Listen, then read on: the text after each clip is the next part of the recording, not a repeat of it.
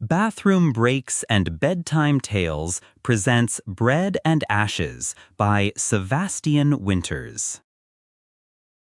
The lizard shifts on my shoulder.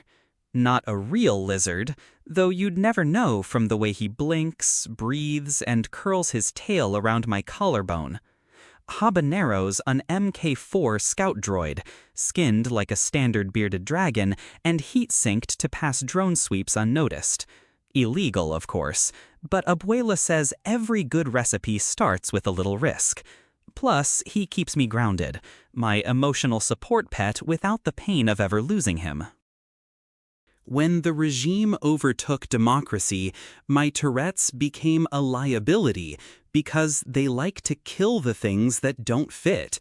Most people have a natural aversion to reptiles, even as pets, so they never think to question Habanero's legitimacy or the fact that with him, despite my nickname, I no longer twitch. I pause, dough on my hands, heart thudding from the slap of a car door outside. No one should be arriving this early.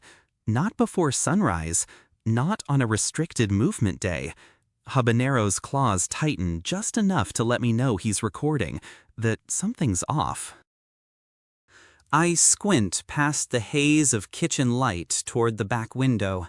The streets cloaked in pre-dawn fog.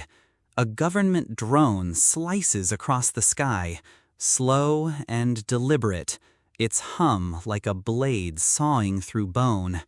It circles, twice, then fades behind the rooftops. They're looking for someone. I dust flour from my palms and walk quietly to the back door. Before I even touch the knob, 3 rapid knocks land, sharp, deliberate, familiar. Avery. She doesn't wait. She never does. She slips through the door, her breath fogging in the cold, her eyes wide and wild and too alive for this hour. She shuts the door behind her and leans against it like she's holding back a storm. "I need a hiding place," she says. Her voice shakes, not with fear, but with exhaustion, like she's been running through hell. Her sleeves are torn, her jacket scorched. There's blood on her left hand. Not hers, I think. Avery speaks in rhymes when she's scared, but not this time. That's worse. We go to the basement. I haven't been down here since the spring floods warped the floorboards. Abuela says it smells like mildew and ghosts, but I sealed it up over the summer, rerouted the fuse box, and added a null grid to mask the house's heat signature, just in case. Habanero slinks down my arm, hops lightly to the mattress edge, and watches her. He doesn't blink. The scanner embedded behind his left eye glows faint blue for a heartbeat, then fades. He logs everything, not just because I told him to, but because he always does. He was built for war zones, not kitchens. I kneel beside her. "Are you hurt?" She doesn't answer, just curls into herself and mutters something. I catch only fragments. "Wires on the roof. They know where you sleep." Avery. She lifts her head, finally, and whispers, "If I tell you, you'll either help me or you'll run." I want to promise I'll stay, but this is Avery Leung, the girl who hijacked the mayor's drone feed to project poems about injustice over City Hall, the girl who hacked fire into policy. The smell of her jacket hits me, scorched plastic, ozone, something sharp and acidic like burnt circuits or cleaning solvent.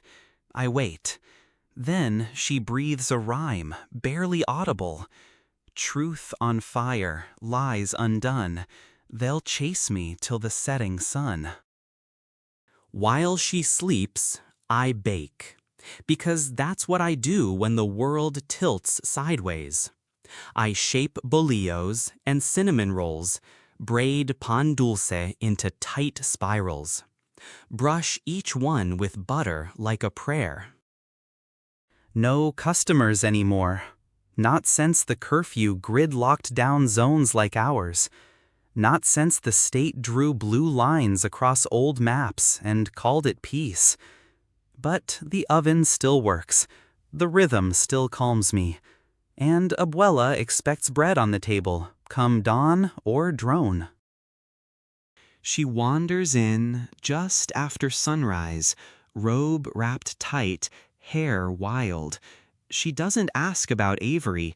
She just glances toward the basement door, then at the dough, then back to me. She nods once. "I'll make the tea," she murmurs in Spanish, "for your friend." "Gracias," I say. She pauses on the stairs. "Whatever this is, mijo, finish it clean. No blood in the kitchen." That night, Avery finally tells me she broke into a central relay drone, not just hacked it, entered the facility, pulled private video from the mayor's encrypted feed. She saw him, plain as day, shaking hands with Dorn Chemicals, laughing, toasting the deal, the same Dorn Chemicals that accidentally poisoned our reservoir last year, then blamed it on aging pipes. "They're buying up clean zones," she says. "Make people sick, then offer relocation grants. They get the land, we get cancer." "Do you have the footage?" She nods. "Encrypted on a black stick. There are 3 backups. I planted one here last week, hid it in the pantry, before I even broke in, just in case." Of course she did. I want to scream for dragging me into this, for bringing the war into our walls, for putting Abuela in danger. But I don't. I just say, "Tell me what to do." 2 nights later, we open the bakery. 1 night only.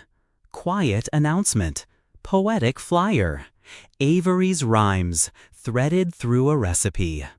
"The truth is warm and sweet and round. We'll trade it for your silence, pound for pound." They come. Not many, but enough. Quiet people. Watchful eyes. Burn marks on jackets. Smoke still in their lungs.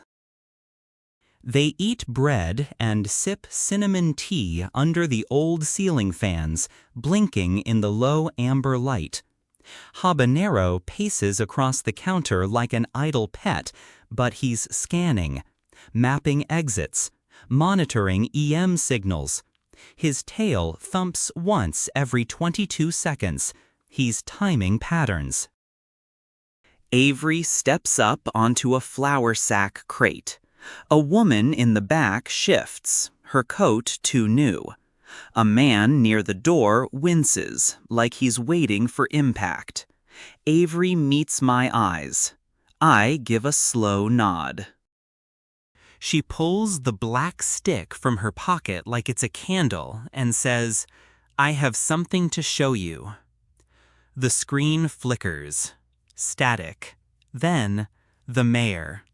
Laughing, shaking hands, promising a new incident for rezoning. No one cheers.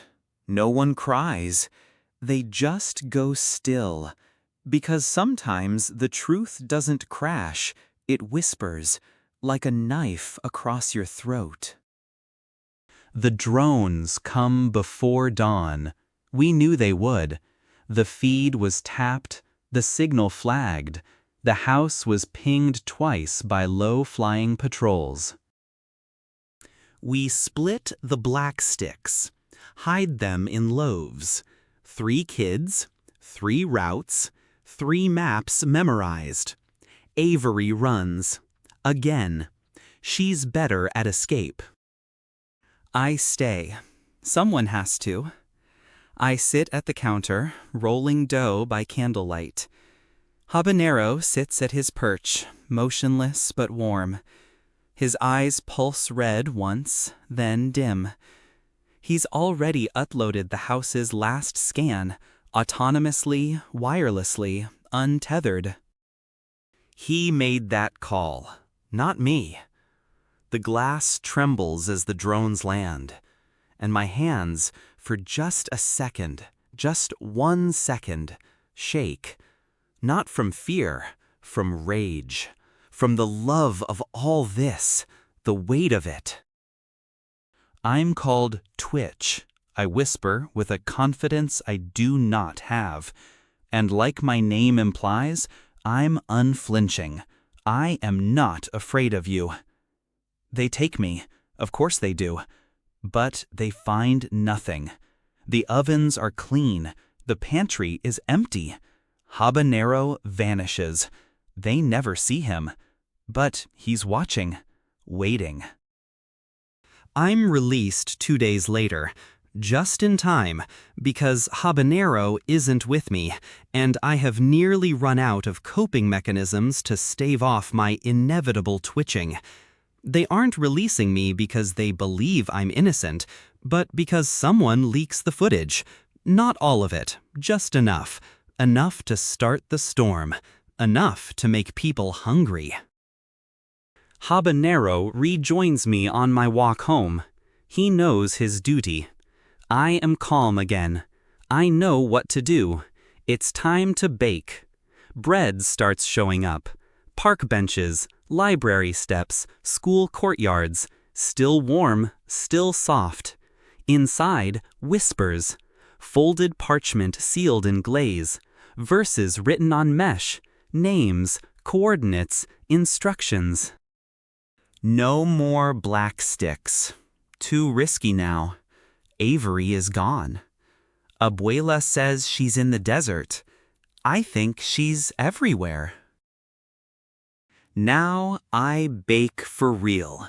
Not for money, not for comfort, for signal. Every loaf is a message. Every sweet bun a flare. And sometimes, when I open the pantry, I find something new. A sliver of lizard-scale alloy, a fresh verse scribbled on heat-proof mesh, or a black stick still warm from upload.